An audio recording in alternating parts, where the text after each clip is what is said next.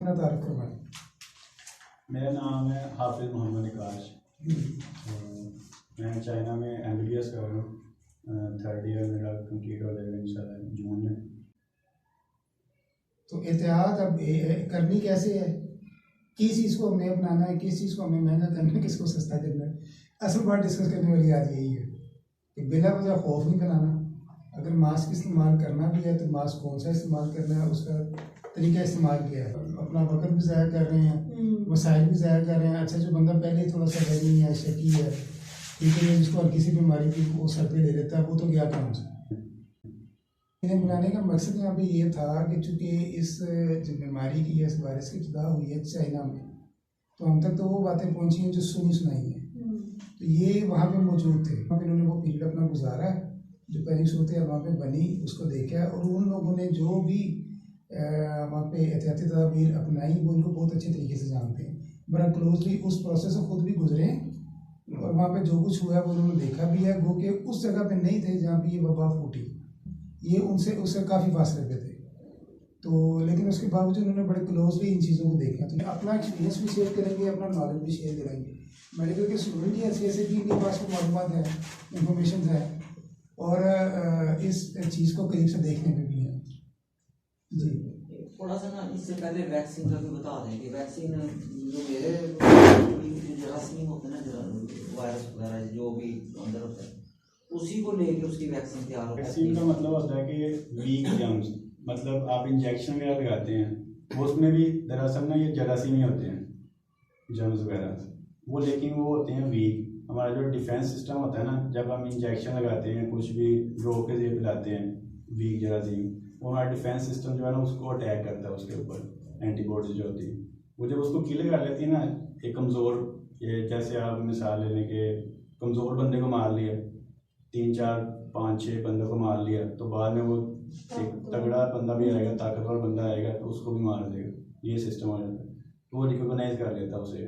हमारा defence system जो है ना, वो इम्यून सिस्टम जो होता है वो उसको पहचान लेता है, मतलब उसकी शिनाख्त कर लेता है। जैसे एक बंदा आया ना, उसकी शक्ल की कॉपी हैं, काफ़ी ज़्यादा कॉपीज हैं। एक बंदे को उसने मारा है तो बाद में दूसरा बंदा उसकी कॉपी आई है, तो उसने देखना कि मैंने इसको पहले मार लिया था, तो वो अटैक करेगा मजबूती से, तो उसको फिर मार दिया। वैक्सीन यही होती है दरअसल, जो जरासीम होते हैं ना उनको वीक किया जाता है पहले, वो वीक करके बाद में जिस्म के अंदर एंटर करते हैं। वो जब वीक को मार लेते हैं ना, कुछ वैक्सीन होती हैं आर्जी टाइम के लिए, मतलब थोड़े टाइम के लिए वो वैक्सीन काम करती है, लेकिन जो कुछ होती हैं वो मुश्किल टाइम के लिए, मतलब पूरी ज़िंदगी के लिए वो वैक्सीन यूज़ होती है। जैसे पोलियो है, वो पूरी ज़िंदगी के लिए, एक बार आपने कतरे पिला दिए, 5 साल वाले पिला दिए, तो बस वो पूरी ज़िंदगी के लिए वैक्सीन आपकी हो गई है कि आपको ये जरासीम, ये जो डिजीज़ है कभी भी आपको पूरी ज़िंदगी नहीं मिल सकती। ये वैक्सीन तो अब पाकिस्तान में है वैक्सीनेशन इसकी नहीं, इलाज क्यों नहीं है, वैक्सीन क्यों नहीं है? तो सबसे पहले जो चीज़ है हमारे समझने वाली कि कोई भी जब बीमारी होती है ना, तो सबसे पहले उसका काज इलाज किया जाता है। जब उसकी काज आपको पता चलती है, फिर आप उसके ट्रीटमेंट की तरफ जाते हैं। तो ट्रीटमेंट निकलने के बाद फिर बंदा देखता है कि इसको इसकी वैक्सीन तैयार की जाए। ये बीमारी होने के बाद जो इलाज करना है तो उसको बीमारी से रोका भी ना जाए। जैसे बच्चों को 6-7 को फांसी टीके उनकी पैदाइश से कुछ इसका स्पेसिफिक पीरियड है उस दौरान लगवाते हैं कि इससे सारी ज़िंदगी ये बीमारियाँ ना हो, वरना ये वही बीमारियाँ जिन्होंने इंसानी तारीख में बहुत ज़्यादा तबाही फैलाई है इससे पहले। तो इस तरह ये कोरोना वायरस है। तो सबसे पहले समझने वाली जो चीज़ है यहाँ मतलब बैठने का मकसद हमारा, और इसमें यह है कि सबसे पहले हम इस वायरस को समझें कि बेसिकली ये है क्या। हमारे ज़हन में है कि ये वायरस है क्या, वायरस होता क्या है, और ये कोरोना वायरस क्या चीज़ है, ठीक है। फिर हम इस पर आगे चलते हैं। तो आप मेरा पहले गाइड करें कि ये वायरस बेसिकली है। वायरस दरअसल 2 किस्म के होते हैं, एक होते हैं DNA वायरसेस और एक होते हैं RNA वायरसेस। तो ये कोरोना जो है ना, ये RNA वायरस है, मतलब ये सिंगल स्ट्रैंड है, और DNA जो होता है डबल स्ट्रैंड है। जैसे हमारा DNA वो डबल स्ट्रैंड है, तो वो भी आगे आगे इन्वेलप होते हैं, कुछ नॉन इन्वेलप होते हैं। और जैसे मैं पहले बताया था कि वो जो नॉन इन्वेलप होते हैं ना, वो जल्दी मर जाते हैं, मतलब वो वीक होते हैं। जो इन्वेलप वाले होते हैं ना, उनको प्रोटेक्शन मिल जाती है एक तरह की। जैसे लिबास एक बंदे ने पहना हो लोहे का, तो एक बंदा वैसे ही लड़ रहा हो, तो जल्दी कौन सा मर जाएगा जिसने लिबास नहीं लोहे का पहना हो। तो इन्वेलप उनको ना प्रोटेक्शन दे जाते हैं, और इनके ऊपर बाद में ना स्पाइक बने होते हैं इसके प्रोटीन के अटैचमेंट के लिए। वो अटैच हो जाते हैं कहीं पे भी सांस की नाली में गुजरने के। तो ये ज़्यादा हेल्पफुल इसलिए है कि ये स्पाइक्स की वजह से, वो प्रोटीन के स्पाइक्स बने हुए हैं उसके ऊपर, कोर के ऊपर। कोरोना की कहते हैं क्योंकि कोर है, कोर बना हुआ है उनके ऊपर, इन्वेलप बना हुआ है, तो ये उसके साथ अटैच हो के तो वहाँ अपनी डेवलपमेंट करते हैं। वैसे जो वायरसेस होते हैं ना, उनकी जो प्रोटीन का कोड होता है ना वो बाहर रह जाता है। बैक्टीरिया भी जब अटैच करते हैं ना तो अपना कोड जो है वो बाहर ही फेंक देते हैं, वो सिर्फ अपना डीएनए लेके जाते हैं, आ जाते हैं। लेकिन जो इन्वेलप वाले वायरसेस होते हैं ना, ये अपना सब कुछ पूरे अपना अंदर लेके जाके जिसम के वहाँ पे अपनी जो इंसान की मशीनरी लेके उसका डीएनए इनकोड करके उसके डीएनए के साथ अटैच हो गए तो आगे अपनी कॉपीज तैयार करते रहते हैं, वो ज़्यादा वायरसेस बनते जाते हैं, फिर वो आगे फैलते जाते हैं। अच्छा जी, कोरोना बीमारी है जो इसका मतलब कोई नाम रखा गया ये क्या? कोरोना कोर से निकला ना कि उसके इर्द गिर्द जो है ना इन्वेलप है, इस वजह से उसे कोरोना कहते हैं। तो इसकी काफ़ी ज़्यादा टाइप्स हैं, 7 अभी तक जो दरियाफ्त हुई हैं कह रहे हैं, तो ये तीसरी थी।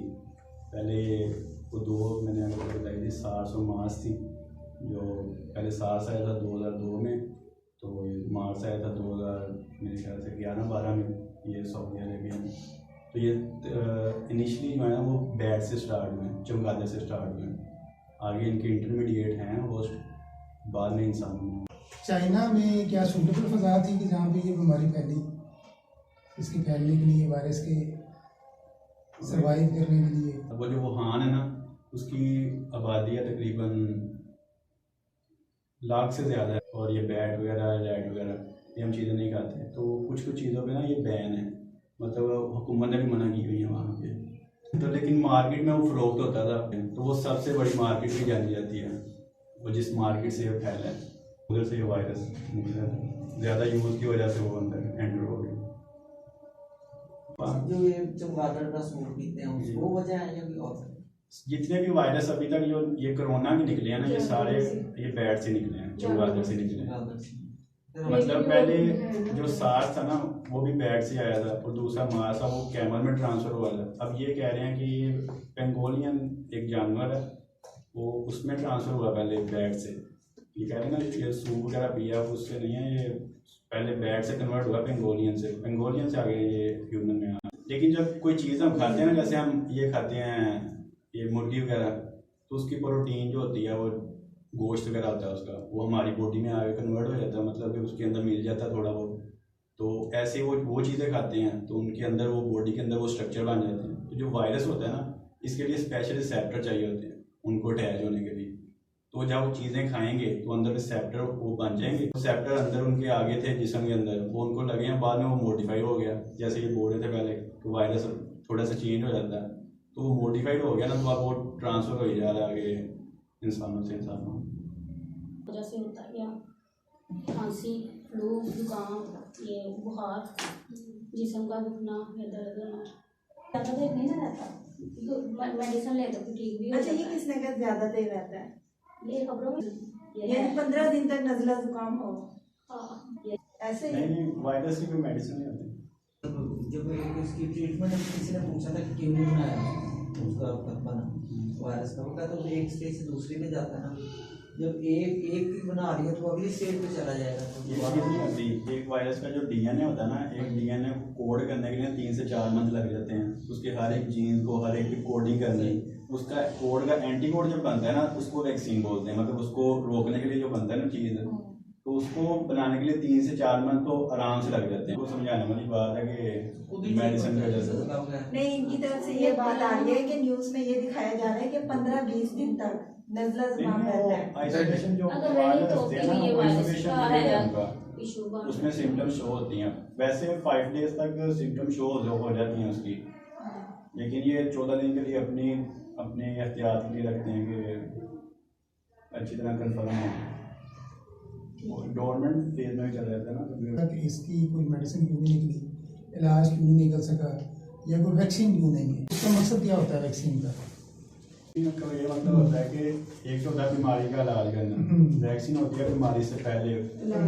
पोलियो कतरे हम हर बच्चे को पिलाते हैं, वो क्यों पिलाते हैं कि वायरस के पहले अटैक से पहले हम इसको सिक्योर करते हैं। वैक्सीन का ये मतलब है। अगर अटैक से पहले सिक्योर कर लिया तो वो वैक्सीन होगी उसकी। अगर वैक्सीन नहीं की, अब वायरस ने अटैक कर दिया तो उसका कोई हाल ही नहीं, चाहे जितनी मर्जी वैक्सीन खिला दे उसको। टीचर ने वहाँ पे यूनिवर्सिटी में बताया था क्या? कि जी किसी ने पूछा था कि वायरस की इसकी क्यों नहीं बनती वैक्सीन। वो कह रहे कि जब वो एक स्टेज की बनाते हैं ना तो वो उसके लिए कवर कर देगा, लेकिन वो जब वो बनेगी तो जब तक वो दूसरी स्टेज पे चला जाएगा। वो जिस वायरस की बन जाती है ना वो होती है नॉन इन्वेलप, मतलब उसके इर्द गिर्द इन्वेलप नहीं होता। ये कोरोना की जितने भी एग्जाम है ना, 7 एग्जाम अभी तक दरियाफ्त हुई हैं। जो अभी तो ये तीसरी किस्म आई है, पहले आई थी सार्स आई थी, फिर मार्स आई थी। ये सार्स तो ये ना सीवियर एक्यूट रेस्पिरेशन डिसऑर्डर है, जो सांस का प्रॉब्लम होता है, उसकी वजह से कहते हैं। इनके गिर्द ना एक इन्वेलप सा बना होता है जो इनको प्रोटेक्ट करता है। प्रोटीन का होता है। हाँ, वो बना होता है, वो इनको प्रोटेक्ट करता है कि जैसे हमारे एंटीबॉडीज हैं वो कुछ भी बना के उनको फाइट करके ख़त्म कर देती हैं वायरस वगैरह को जो वीक होते हैं। लेकिन जो इन्वेलप है ना वो इनको जैसे डिफेंस का सिस्टम नहीं होता वो दे देता है, इनको बचा देता है। इसलिए तो इसकी सारी कोडिंग करके उसका एंटीकोड बन के उसका एंटीकोड बनता है, तकरीबन भी साल लग जाता है। जो दूसरे वायरस होते हैं ना नॉन इन्वेलप, उनकी वैक्सीन जल्दी बन जाती है 2 से 3 मंथ तक, लेकिन इनका टाइम लगता है। तो ये अब ज़्यादा तबाही मचा रहा है क्योंकि ये फैल रहा है एक दूसरे इंसानों से दूसरे इंसानों में, तो इसलिए तेज़ कर रहे हैं काम। तो कह रहे हैं 3 से 4 मंथ तक शायद हो गए।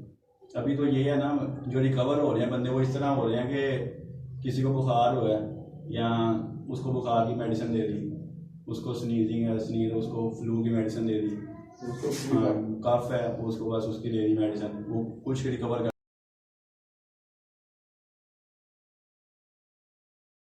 ट्रांसमिशन वायरस की किन किन जरियों से होती है? इन्फेक्शनस है, किसी दूसरे से लगेगी आप, अगर आप उसके ज़्यादा नज़दीक चलेंगे तो फिर उससे आप सिर्फ ये ड्रॉपलेट्स की वजह से होगा, हवा की वजह से फैलने वाला वायरस। वायरसेस होते हैं ना वो खास टेम्परेचर पे रहते हैं, वो टेम्परेचर ज़्यादा होगा तो किल हो जाएंगे। तो सर्दी में ज़्यादा रहते हैं, बल्कि हम गर्मी में वो खत्म हो जाते हैं। अगर हमारे इधर गर्मी ज़्यादा आ जाएगी फिर खत्म हो जाएगा। ये यहाँ तो मौसम कैसा होता है, चाइना में भी आता है सिर्फ 1 या 2 मंथ के लिए गर्मी आती है थोड़ी सी, तो अप्रैल का कह रहे हैं कम हो जाएगा तो वो रिकवर भी हो जाएगा। अब तक मेरे ख्याल वायरस की इब्तदा भी पता चल गई, इसका स्ट्रक्चर भी पता चल गया, ठीक है जी, और कहाँ से फैला है ये भी वजह हमारे सामने आ गई। अब फैलने की जो बीमारी फैलने की वो हमने डिस्कस कर ही लिया। पहले इनको ये बताया ना इंक्यूबेशन पीरियड होता है क्या? इंक्यूबेशन पीरियड यही होता है कि जिसमें वो अटैक कर सके, अपनी बीमारी फैला सके, अपनी कॉपीज वगैरह तैयार करके आगे ट्रांसफ़र कर सके, मतलब लाइफ स्टाइल उसका। मिनिमम 2 भी है, एवरेज 5 है, और जो मैक्सिमम है वो 14 डेज है।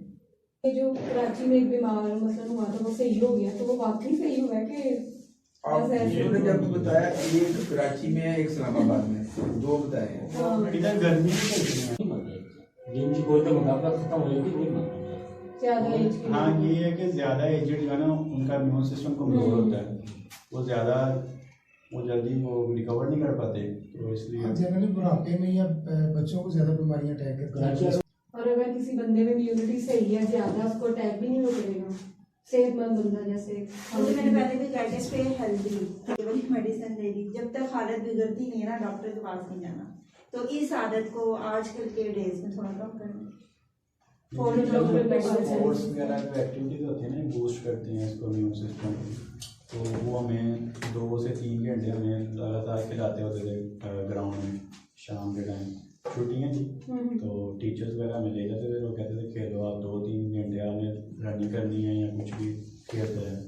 ये स्पोर्ट्स वगैरह की एक्टिविटीज़ होती हैं ये बूस्ट करती हैं इसको इम्यून सिस्टम, तो वो तगड़ा होगा तो वो नहीं होने देगा, उसको कवर कर देगा, इसका असर होता है। ये अफवाह ज़्यादा है नहीं, बिल्कुल नहीं है, सिर्फ अफवाह और ये कोई दहशत जब रहते वो फैला रहे हैं और कुछ भी नहीं है। अच्छा, दहशत क्यों महसूस होती है?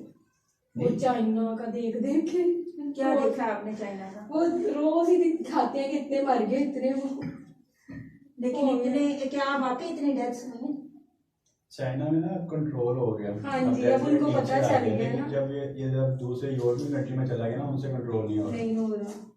यही सब उनको पहले पता नहीं ना चला जब ये बीमारी पता तो इनको भी नहीं था, लेकिन उन्होंने रिकवर किया। 5,000 केसेस और रिकवर कर ली। अल्लाह ताला उनको भी आसानियाँ करे। चाइनीज किसी को नुकसान नहीं पहुँचाते है तो अच्छे दिल के, बस कुदरती तौर पे उन पे जो आफत आ गई। अच्छा वो पहली वाली राज्य उन्होंने जो 5 पेशेंट है उन्होंने उनसे निकाल के शहर से बाहर कर दिया, उनका आरजी बना दिया, ऐसे होते हैं, वो अलग कर देते हैं। अभी वो जहाँ तक उन्होंने देखा है कि इसका ट्रीटमेंट नहीं है, लेकिन अभी इस पर तो एक्सपेरिमेंट जारी हैं। तो अल्टीमेटली इसका इलाज यही था कि इन्हें अलग कर दिया जाए, फिर उसमें देखते हैं, आवाज़ करते हैं, मॉनिटर से। दूसरी वजह से ईरान का बड़ा मसला बना हुआ, चूँकि ईरान में ये फैल चुका है। उसकी वजह से ईरान में अहले तशरीफ बहुत ज़्यादा जाते हैं ज़ायरीन, तो वहाँ भी मसला बना हुआ है तासान बॉर्डर पे। तो उनको भी यही है कि वो 10-15 रोज़ के लिए उन्हें अलग रखते हैं, फिर उसमें देखते हैं, आवाज़ करते हैं, मॉनिटर करते हैं, उसके बाद उन्हें पाकिस्तान एंटर में इजाज़त देते हैं। ये चेकिंग में जो मार्केट्स है ना इधर की, जो चाइना वाले हैं वो टेस्ट करके वो सारा कुछ करके फिर भेज जाए, तो वो तो स्पेशल टेस्ट करते हैं, सारा कुछ करके फिर भेजते हैं। तो ईरान से अब मुझे नहीं पता कैसे आते हैं लोग, लेकिन वो न्यूज़ में सुन रहा था कि जो आदमी आया ना जो इन्फेक्टेड है, वो वहाँ पे उसको उधर भी फीवर था काफ़ी दिन से, तो वो उधर से आ गया, पता नहीं कैसे चेकिंग है वहाँ पे ईरान बॉर्डर। हमारा स्टे था उधर 2 से 3 घंटे का बैंकॉक में, तो वहाँ पे भी हमें हमारा टेस्ट करके टेम्परेचर वगैरह चेक करके, टेम्परेचर बेसिकली चेक करते हैं, और टेम्परेचर वगैरह चेक करके फिर सैनिटाइजर यूज़ करवा के फिर हम ले जाते हैं। उन्होंने तो जगह जगह फीवर क्लिनिक्स बनाए हुए हैं, लेकिन यहाँ पे अभी तक ऐसा कुछ नहीं है। बॉर्डर्स पे तो होना चाहिए ना, चूँकि वो आना तो फिर इस तरीके से पाकिस्तान में तो मौजूद नहीं है। पाकिस्तान में आएगा तो इसी वजह से आएगा कि वहाँ से वो पर्सन उसे कैरी करके लेके आ रहा है, कैरियर ये बहुत खबरों में बता रहे हैं चिकन वगैरह या मीट से हम लोग अवॉइड कर रहे हैं। एक ही चीज़ है अभी फिलहाल जब तक कि इसका कोई ट्रीटमेंट नहीं आता, इसकी कोई मेडिसिन नहीं आती, इसकी कोई वैक्सीनेशन नहीं होती, तो वो इतिहास सबसे पहले तो इनसे पूछते हैं कि इन्हें वहाँ क्या बताया गया, फिर उसमें हम बात करते हैं। क्योंकि यहाँ पे सोशल मीडिया पे तो आपने बहुत कुछ सुन लिया, हालांकि प्यार भी वो कहते हैं ये खाओ, ये करो, वो करो। यार बताएं कि वहाँ पे क्या हमें वहाँ पे ना यूनिवर्सिटी के पहले तो उन्होंने कहा कि यूनिवर्सिटी से आपने बाहर नहीं जाना, यूनिवर्सिटी के अंदर ही रहना। तो मिलने में आने से नहीं रोका था, मतलब कि आप मिले जो आप बैठे जो खाना वगैरह अंदर ही कैंटीन पे मिलेगा, बाहर भी कैंटीन है ना, तो बाहर नहीं जाने देते थे, मतलब कि अंदर जाके खाना वगैरह खाएँ, मास्क वगैरह पहने, जब खाना खाना हो या अपने रूम में ले जाएँ, तो यहाँ फिर उधर बैठ के खाना, तो तब मास्क वगैरह उतार दें। तो बाद में जब हम निकलते थे तब हमारा टेम्परेचर चेक होता था हॉस्टल के गेट से, तो जब वापस हम आते थे एक रजिस्टर उन्होंने रखा हुआ था इंदराज के लिए, तो आप किस काम के लिए बाहर गए थे और कितनी देर आप बाहर रह के आए हैं, तो वो सब कुछ लिख के हम तो हमारा टेम्परेचर फिर दोबारा चेक करके वो अंदर एंटर करते थे। बस यही मामूल था, बाकी मास्क वगैरह हम लगा के रखते थे। तो आते ही हमारे वो पहले उन्होंने रखे हुए थे हैंड वॉश वगैरह, और वो हम करके फिर रूम में जाते थे।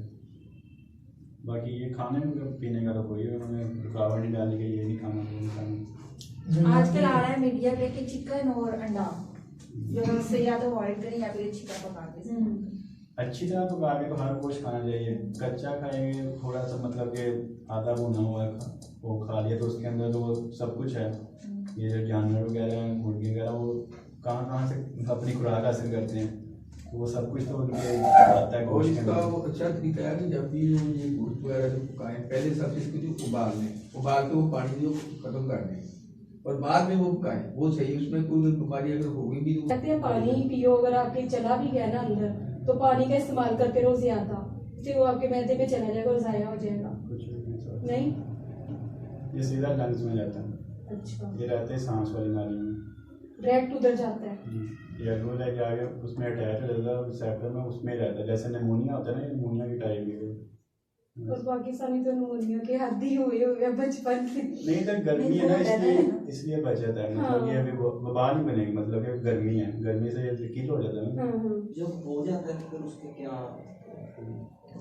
उसको यही जिसको हो गया उसको आइसोलेशन वार्ड में रखें, सबसे अलग रखें 14 दिन के लिए उनको।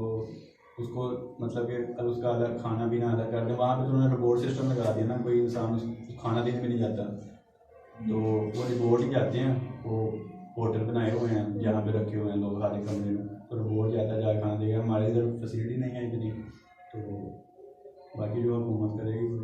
इतने लोग जब अभी बैठे हुए हैं और स्कूलों में जब इनका कैसे वो पहचान कर सकते हैं कि ये वाकई इसको कोरोना है, इसका आपको पता है कैसे पहचान सकते हैं? वो तो टेस्ट होगा ना ऑब्वियसली, जैसे उन्होंने बताया भी है कि हाँ टेस्ट वो नहीं कराते, कोई भी टेस्ट नहीं कराता, अब हम लोग बैठे हुए हैं, यही पता तो बात है है ना कि टेस्ट करवाएं। यहाँ पे बुलाने का क्या मकसद है कि आप लोगों को एजुकेट किया जा रहा है। लैक ऑफ एजुकेशन है ना, जिसकी वजह से हम लोग ये काम नहीं कर रहे। टेस्ट एक तो वैसे टेस्ट हर आदमी टेस्ट कराया जाता है जिसको कोई जिसको महसूस होता है, जिसको कितने दिन जुकाम हो रहा है, खांसी हो रही है, मतलब खुश्क हो रहा है, बार बार बुखार हो रहा लेकिन ये है। भी है ना, इधर फैसिलिटी नहीं है टेस्ट के लिए।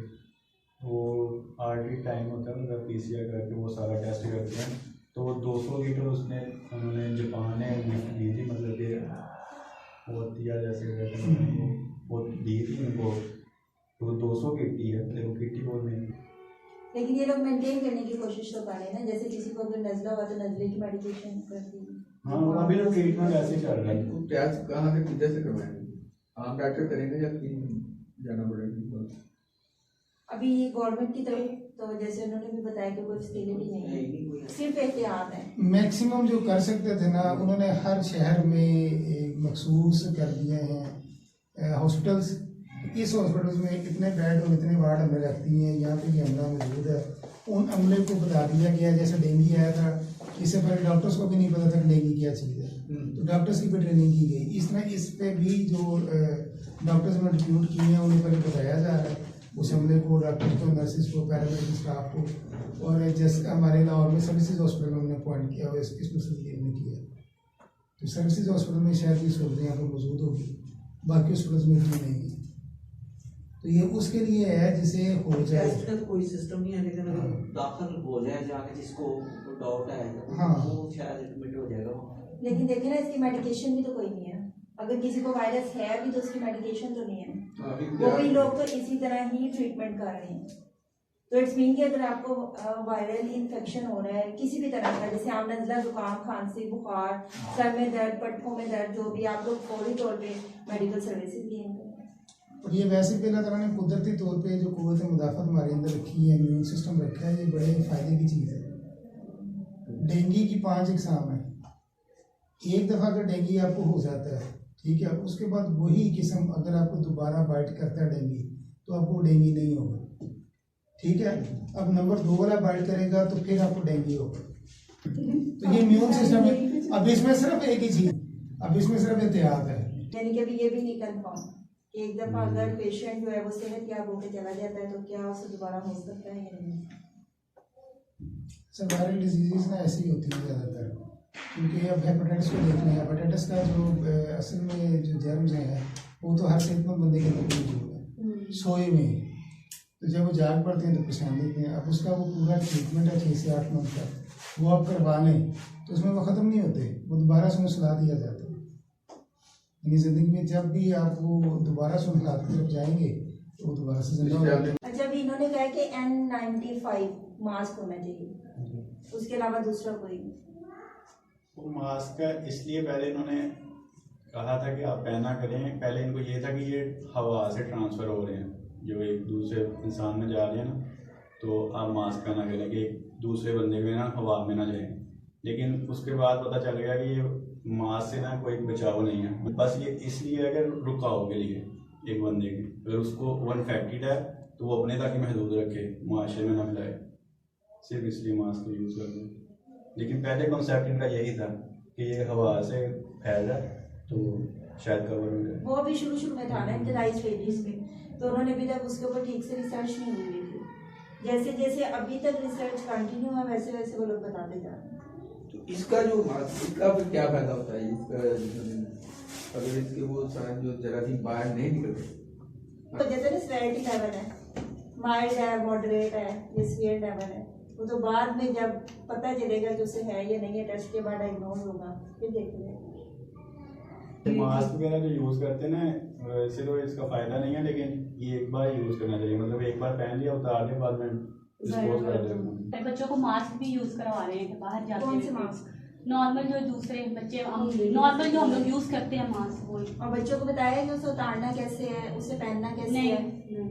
नहीं ये बिल्कुल नहीं बताया क्योंकि बच्चे तो यूज टू ही नहीं कर लेते थे, थोड़ी देर बाद उसको ना नीचे कर लेते हैं। यहीं से यही और कहाँ पे डिस्पोज करना चाहिए? कौन सी डस्टबिन में? हमें जो नॉर्मली Open है ओपन ना? ही होती हैं बिल्कुल। बाइक पर जाते वक्त उसे पहनना है, जब बाद में नीचे तो उसे पॉकेट में डालने का तय करके अगले दिन फिर उसे पहनेंगे। मिलते भी नहीं अगर मिल क्या वो मास्क मार्केट से गायब हो गए, तो वो मेरे ख्याल है 300 रुपये का था, उसके अंदर 100 होते हैं, यानी 3 रुपये उसकी कास्ट है। अगर आप होलसेल से लेके आते हैं मेडिकल स्टोर पे वो 5 रुपये का था। और बाज़ का ये जो बाहर रोड्स पे उसे सेल करते फिरते हैं तो उन्होंने वो 10 रुपये का सेल करते हैं, ठीक है। तो अब मेरा ख्याल वो 20 रुपये का मिल रहा है। तो असल जो उसकी जो कीमत है ना वो 3 रुपये है।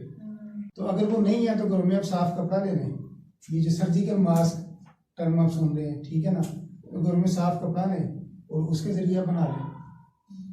टिश्यू पेपर से भी वो बना लेते आम वक्ती तौर पे वो हो जाएगा ना इस्तेमाल। अगर वो आवाज करेगी तो हमारे में जो बिके ऐसा नहीं है, वहाँ पे ना उनका कंट्रोल है चाइना वालों का। जैसे मास्क वगैरह बिकने लगे थे ज़्यादा तो कुछ कंपनियां ना वो मास्क वगैरह महंगे कर दिए, मतलब उधर $1 लाख जुर्माना किया था एक कंपनी को। मैं आपको बताता हूँ ना, उधर मिल रहा था 1 रुपये का, मतलब 1 RMB का उधर का। इधर के वो बनते थे 22.5, तो 1 RMB का में मिलता था मास्क, लेकिन हमें तो यूनिवर्सिटी प्रोवाइड करती थी। तो बाद में उन्होंने कर दिया कि ये होगा 3 RMB का, तो फिर उन्होंने यूनिवर्सिटी को उसको सील कर दिया कंपनी को, तो उसके बाद सब सेट हो गया। लेकिन हमारे इधर जो सिस्टम है वो आपको पता है सही कि बात है। एक बार कोई पूछेगा नहीं। अच्छा, अगर आप लोग मास्क पहन रहे हैं तो उसका यूज करने का तरीका क्या है? कोई नहीं है, मैं तो यूज ही नहीं, जैसे आपने कहा ना कि बच्चे इधर से उतार लेते, इधर से उतार लेते, इधर से उतार, तो एक्सटीरियर जो उसकी सरफेस है ना बाहर वाली, उसे गैर जरूरी तौर पर टच ना करें, क्योंकि अगर आपने यहाँ हाथ लगाया, हो सकता है यहाँ पे किसी की छींक की वजह से कोई रह गया और ड्रॉपलेट्स मेरे हैंड के लग गया, उसके बाद मैंने यहाँ पे किया, फिर मैं उसी से उतार नहीं सकते, वही फिंगर में बाद में टच भी कर सकती हूँ। फिर ये है कि उसका क्लोज कॉन्टेक्ट होना चाहिए स्किन के साथ, यानी वो इतना टाइट हो। अगर आपकी स्किन और मास्क के दरमियान में खला है तो ऑब्वियसली जो भी चीज़ होगी वो उसके अंदर चली जाएगी। इस वीडियो में बताइए यही कि वो जो हाथ ये मुंह में ना हाँ, ये बोला कहती है आईज को टच मत करें, नोज को टच करें, वो आपके माउथ में चला जाएगा। ये अभी सर बता रहे थे, क्या बताया था आपने? टीजो मैंने दोबारा मोस्टली बीमारियाँ जो है ना इंसान के अंदर जाती हैं, वो टी जोन ऐसे होता है कि आइज कट और ये नीचे टी, तो जो बैक्टीरिया वगैरह वायरस वगैरह होते हैं ना अटैक करते हैं, वो ज़्यादातर इधर से करते हैं, क्योंकि ये सीधा जाता है ना अंदर, तो उनको एक जगह एक रास्ता मिल जाता है, तो अंदर जाकर डिजीज कॉज कर देते हैं। इसलिए यानी वायरस स्प्रेड क्यों करेगा जब वो बॉडी के अंदर जाएगा? अगर वो बॉडी से बाहर है तो वो आपको नुकसान नहीं वायरस पहुंचाएगा। बाहर है तो वो डेड है, अंदर जाएगा वो मशीनरी लेगा इंसान की, तो वो यूज़ करेगा, वो अपनी प्रोटीन जो भी उसको DNA चाहिए होगा वो नए वायरस बनाता जाएगा, ऐसे ही होता है। और आप लोगों ने वीडियो में किस चीज़ पर फोकस किया? टिश्यू को डस्टबिन यूज किया। कौन सी डस्टबिन? तो डस्टबिन में बोले ना कैप बंद बंद हो गई। उन्होंने हैंड वॉश का भी कुछ लिखा होता है कि अल्कोहल अल्कोहल ये वो भी यूज करें। जब आप लोग उसे खरीदते हैं तो उसके पीछे इंग्रेडिएंट्स लिखे होते हैं, और उसके अलावा अगर उन्होंने कहा कि वो नहीं भी मिलता तो पानी से और जो भी आपके पास सोप है एंटीसेप्टिक्स, उसको आप लोग यूटिलाइज कर सकते हैं। ये सैनिटाइजर होता है ना, सैनिटाइजर का काम ही होता है कि जर्म वगैरह देना। और इसके अलावा उन्होंने बोला अगर आपको कफ होता है तो आप अपनी हाथों को यूज़ करें और उसको डिस्पोजेबल टिश्यू यूज़ करें और कवर डस्टबिन में भी फेंक करें उसको, एल्बो से आप अपना माउथ और इस वो चीज़ उसको कवर करें। उसकी क्या रीजन थी? उसकी रीज़न यही होगी कि जारी बात है फिर दूसरों को दूसरों तक लगेगा। ना जाए। ये तो एक ऐसी ट्रांसमिशन का उन्होंने आपको जरिया बताया कि हवा के जरिए नहीं फैल, सिर्फ ये ड्रॉपलेट्स की वजह से होगा। मास्क ये जो ग्रीन वाला मास्क खुला है ना नाक के रास्ते, तो ऊपर से वो जो भी हवा तो आपके पास अंदर जा ही रही है, को अगर क्लोज आके छींकता है सेफ तो नहीं है। तब भी वो जा रहा है, ठीक वो है ना। इसीलिए तो कहा कि 1 मीटर का डिस्टेंस। तो एहतियात है वो आप एहतियात इस तरीके से कर सकते हैं। बाकी ये जो हाथ धोने वाली चीज़ है वो बींगस मुस्लिम की हमें यही चीज़ सिखाई जाती है, सफाई वगैरह, ठीक है ना। तो हम उसी सफाई को लेके चलें। 10 बंदे हम इस वक्त यहाँ पर अगर बैठे हैं, 10 बंदों ने टेबल पे हाथ रखा है, ठीक है। अगर इसमें से कोई किसी बंदे को कोई भी बीमारी है, कोरोना की कोई भी बीमारी अगर है, तो वो जब अल्लाह माला वो टेबल तक तो आ ही गए हैं ना। तो टेबल पे मैंने हाथ रखा, तो अगर मुझे कोई खांसी है तो मेरी खांसी के जर्म्स उसमें पड़ गए हैं, तो अना साहब को जुकाम है तो उनके जुकाम के जर्म्स यहाँ पर पड़े हुए हैं। हम तो ट्रांसफर तो हो गए, लेकिन हाथ धो लेंगे तो कुछ वही ना, तो क्या जरूरी तौर पे बाज़ औक़ात बंदा है कि बैठे बैठे आंखों को बुझाते रहते हैं, आंखों को देते रहते हैं। ये तो यूनिवर्सल है कि आपने घंटे में ना 12 से 13 मरतबा हाथ फेस पे लगाते हैं, तो इम्पॉसिबल है रोकना किसी को, रोकना मुश्किल है, लेकिन यह एहतियात ये है कि बस वाश कर देते खांसी ये होती है तो हमने ये कोनी के साथ उसको रोकना है। वरना प्रैक्टिस ये है कि हम हाथ सामने रखते हैं कि हाथ पे अगर रखेंगे तो फिर वही बात के हाथ में कुछ जमा हो जाएंगे, और जहाँ जब टच होता जाएगा तो कोनी आपकी आप ही ने टच कर ली या कोई स्पेशली आपको हाथ लगाएगा तभी होगा, अदरवाइज जरासीम यहीं पड़ा रहेगा। और जितनी उसकी लाइफ है, एक दिन की लाइफ है, 6 घंटे की है, 8 घंटे की, इतनी चीज़ की होती है, कूदने में वहाँ से वहीं उसने मर जाना, जबकि हाथ के जरिए आगे ट्रांसफर होगा और वहाँ से जिसने हाथ लगाया वो आगे चला जाएगा। हाथ धोने का है, एक बंदा गर्म पानी से धोता है, एक ठंडे से धोता है, तो फर्क आएगा दोनों में सफाई के वाले से या साबुन से आएगा। अगर आप वैसे ही पानी से धो रहे हैं तो उससे फर्क नहीं पड़ेगा। गर्म हो या ठंडा हो नहीं, गर्म से तो फर्क पड़ेगा, वो टेम्परेचर उसका हाई हो जाएगा तो वो किल हो जाएगा। अगर टेम्परेचर तो वो या साबुन वगैरह में वो उन्होंने डिटर्जेंट वगैरह मिलाए होते हैं ना, वो किल कर देते हैं। अच्छा, ये आपको पता है कि हमने भी ये बताया था कि 3 दफ़ा हाथ धोएं, ठीक है। अच्छा, अब मुझे पूरी तरह नहीं याद, शायद आप में से किसी को पता हो, बिल्ली अगर छू जाए या कुत्ता अगर छू जाए किसी चीज़ को, ठीक है, तो उसको कितनी दफ़ा धोना? 3 बार नहीं, 3 दफ़ा, 7 दफ़ा, ठीक है। और वो ये बातें तो 1500 साल पहले पहले इस्लाम में जो ठीक है बता ना, चुके हैं। 7 दफ़ा उसको धो लें, ठीक है, तो वो उसके जरासीम खत्म हो जाएंगे। आप उस पर रिसर्च करके उन्होंने देखा कि 1 दफ़ा धोया तो जर्म्स मौजूद है, दूसरी दफ़ा धोया तब भी मौजूद है, 5वीं दफ़ा धोया तब भी मौजूद है, 7 दफ़ा धोने के बाद जब बाटी ने चेक किया तो उसमें जर्म्स गायब थे। तो ये वही चीज़ है कि जब आप उसमें ये चीज़ें तो मौजूद हैं, और एक कुत्ते का जिक्र किया गया, ठीक है ना, कि कुत्ते में ये जर्म्स मौजूद होते हैं। ये जो घरों में हम लोग जानवर पालते हैं, इन जानवरों से भी बहुत सारी बीमारियां होती हैं, मुर्गियों से होती है, हाँ, हर जानवर से है, हर जानवर से है। तो ये इनमें भी जो घर में पाले जाते हैं इनमें भी एहतियात करनी चाहिए। बच्चे हैं वो आजकल चूजे, एक तो बड़े कलरफुल से चूजे करके ऑलरेडी इसको खराब किया होता है, फिर बच्चे उठा के उन्हें घर पे ले आते हैं। एक तो वो रंग आपके पास वो पहुंच गया घर में, एक वो चूजा आ गया, उस चूजे के मुतल्लिक जो बीमारी है वो भी आपके पास पहुंच गई। अब उनकी बीमारियां जब जाहिर बात इंसानों में रहेंगे तो इंसानों की बीमारियां जो उनमें जाएंगी और उनकी बीमारियां इंसानों में ट्रांसफर करेंगी। अब डिपेंड करता है कि हमारा इम्यून सिस्टम कितना ताकतवर है, तो जहाँ कहीं उसे कमजोरी मिलेगी दोनों एक दूसरे पर अटैक करेंगे। और ये भी कहा जाता है कि क्लोज कॉन्टेक्ट से अवॉइड करें। जैसे स्कूलों में छुट्टियां हो गई हैं कई एक स्कूलों में, तो ये किस लिए किया गया है? आपके ज़हन में से क्या क्वेश्चन आता है? ये कि अगर खुदा ना खास्ता बच्चों को एक दूसरे से कोई ना इशू हो, जैसे बच्चे हैं, हमें तो नहीं पता माशाल्लाह स्कूलों में कितने बच्चे पढ़ते हैं, किसी एक बच्चे को भी कोई इशू हो कहीं से उसको हो जाए, जाए बता उससे भी बाकी बच्चे भी मुतासिर हो। और अगर आप लोग शादियों वगैरह में जाते हैं, कोई डिनर कोई लंच कुछ इस तरह का प्रोग्राम है, रेस्टोरेंट्स हैं, शॉपिंग मॉल है, तो क्या वहाँ से नहीं आएगा? बिल्कुल आ सकते हैं। स्कूल स्पेसिफिक्स हैं, लेकिन शॉपिंग मॉल में तो एक आबादी थोड़ी होती है। ये हल तो कोई नहीं ना, उसका बात उसकी हो रही है, हल क्या है? सोल्यूशन यही है कि जैसे अगर गाइडलाइंस आ है रहा है, स्कूलों में उन्हें तो भेजा जाए, क्या पर्सन जो है वो एजुकेट करें स्कूल्स में, कॉलेजेस में, ऑफिस में, हर जगह में। जैसे हमारा सेंटर है, अभी वो खातून होंगे, तो उन्होंने कहा नॉर्मल बंदा तो कर सकता है, लेकिन जो बिल्कुल ही अब नॉर्मल है जिसको सेंस ही नहीं है, तो उन बच्चों की प्रोटेक्शन के लिए हम क्या करें? तो एनवायरनमेंट है ना कि हम लोगों ने अपनी सेटिंग देखनी है कि हम अपनी सेटिंग को किस तरह से क्लीन रखें। तो बच्चा थोड़ा सा ये है कि दिमागी तौर पर से नहीं सेंस, अब जो बिल्कुल ही इस तरह के पर्सन हैं तो ओबियसली क्या होगा कि उनके साथ जो आया वगैरह होगा उसको आपको एजुकेट करने की जरूरत है कि बच्चे के ऊपर नजर रखिए, इस तरह से करवाएं। तो ये बहुत से इस तरह के और भी फोन वगैरह आ रहे थे कि क्या करें, और 2-3 लोगों ने तो फोन करके बाकायदा कहा कि मास्क मिलने मार्केट में बंद हो गए हैं, तो अगर आपके क्लिनिक में है तो मिले, क्योंकि एजुकेशन नहीं है ना। सोल्यूशन उन लोगों के सामने ये है कि ग्लव्स पहन लें, ग्लासेस पहन लें और मास्क पहन लें। तो इस वजह से एजुकेट करने के लिए आप लोगों को बुलाया गया कि अगर एक ही इन्फॉर्मेशन जाती है तो आगे से अगर आपके 10 मिलने वाली है तो आप उनको ये इन्फॉर्मेशन दे सकते हैं। पाकिस्तान के हालात के मुताबिक हमें क्या गाइडलाइंस दूसरे लोगों को बतानी चाहिए?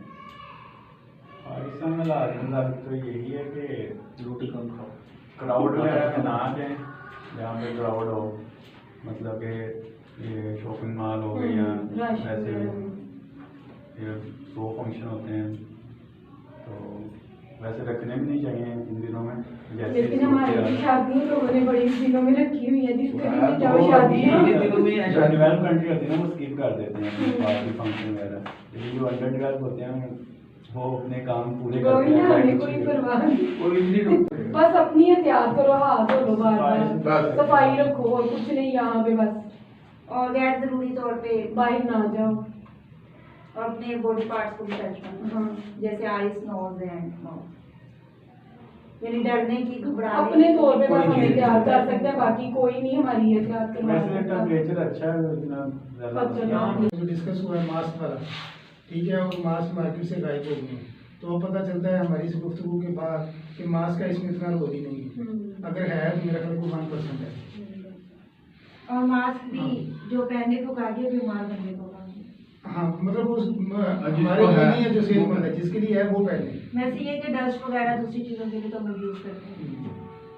कि बिना वजह खौफ नहीं फैलाना, अब इसमें सिर्फ एहतियात है। जाहिर बात है जब गवर्नमेंट कुछ नहीं करेगी तो लोगों को तो डर होगा, वो तो कुछ ना कुछ एहतियाती तदबीर करेंगे ही वो ना। बेशक होगा, लेकिन लेकिन मैं एक पीछे वही लग चीज आप जाते लोगों को हैं। बता रही हूँ कि WHO ये वेबसाइट है। आप लोगों ने जो भी इंफॉर्मेशन लेनी है कि वायरस क्या है, किस तरह से, या कोई भी नई बीमारी के बारे में आप सुनते हैं, तो इस वेबसाइट से आप लोग इंफॉर्मेशन गेन करें।